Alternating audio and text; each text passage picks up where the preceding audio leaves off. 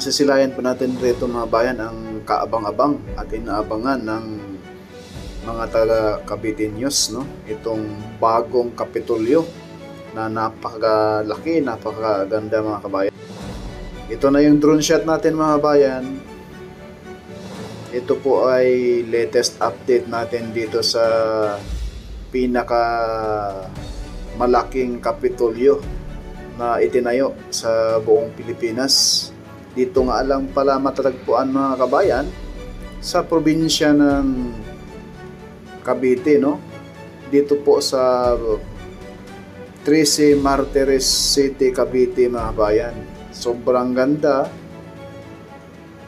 at kakaiba yung kanyang disenyo, no? Kaya shout out po sa architect nito mga kabayan. Sobrang ganda, napakalaki, no? Ito raw po ang pinakamalaking Kapitolyo na itinayo sa buong Pilipinas. Itong bagong Kapitolyo ng Cavite. Alam naman natin mga bayan, ang Cavite ay talagang hitik sa mga project ngayon mga bayan, sa mga service road, at lalo pa ngayon dito po itatayo mga kabayan patawid doon sa itong kaabang-abangan na Bataan Cavite Interlink Bridge. Dito lang din po sa probinsya ng Cavite, no? Idudugtong ang tulay na iyan. Sa bayan naman po yan ng Naik, Cavite.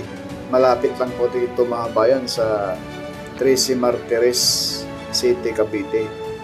At yan po ang mga building dyan mga bayan. Ang akala natin yun lang harapan, yung building ng Kapitolyo. Mayroon din pala dito sa likod. Halos 8 building dito sa likod mga kabayan ang itinayo pa.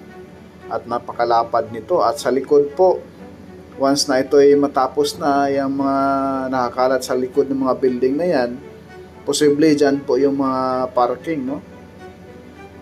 Ayan, malapit lang din po ito mga bayan sa malaking mall dito sa Trece Martires City, Cavite.